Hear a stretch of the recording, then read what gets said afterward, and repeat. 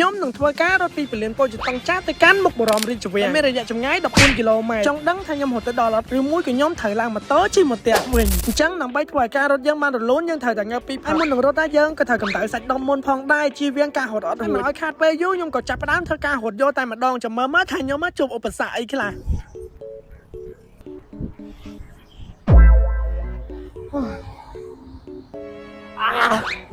តាមអាន1គីឡូនេះខ្ញុំឈឺជើងបាត់ហើយដោយសារតែខ្ញុំខានរត់យូរអ្នកទាំងគ្នាគេថារត់តាមមួយផ្លែតនឹងមានការចុកជើងជាខ្លាំងតែចុកជើងប៉ុណ្ណាគេថាអាចបញ្ឈប់បេសកកម្មខ្ញុំបានមិនមែនគេថាខ្ញុំត្រូវតែរត់បន្តដោយសារតែចាញ់រត់លើកដំបូងរត់កាត់កន្លែងគេលក់បាយមានណាឆ្លុយថោបានក៏ចូលញ៉ាំបាយសិនបើញ៉ាំបាយទៅគេថាអត់មានកន្លងរត់ទៅមុខអីអញ្ចឹងឲ្យសុំដាក់បាយសិនហើយមុននឹងចេញមករត់ហ្នឹងខ្ញុំក៏បានលាប sunscreen ផងដែរដើម្បីការពារកម្ដៅថ្ងៃដោយសារតែខ្ញុំដឹងមុន14គីឡូម៉ែត្រគេថាឆ្ងាយមែនតើអញ្ចឹងខ្ញុំត្រូវលាប sunscreen ការពារកម្ដៅថ្ងៃឲ្យហើយបន្ទាប់ពីញ៉ាំបាយហើយខ្ញុំក៏ចាប់ផ្ដើមធ្វើដំណើរជិះបន្តអ្នកទាំងអស់គ្នាឥឡូវខ្ញុំរត់បាន2គីឡូជាងហើយចង់ដាច់ខ្យល់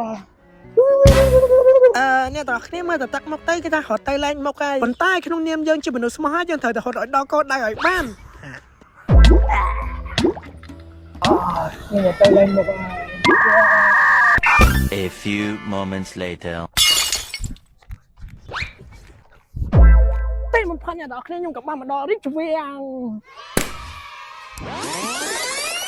នេះក៏អ្នកទាំងអស់គ្នាមិនដឹង5គីឡូជាងខ្ញុំរត់លែងទៅមុខហើយរត់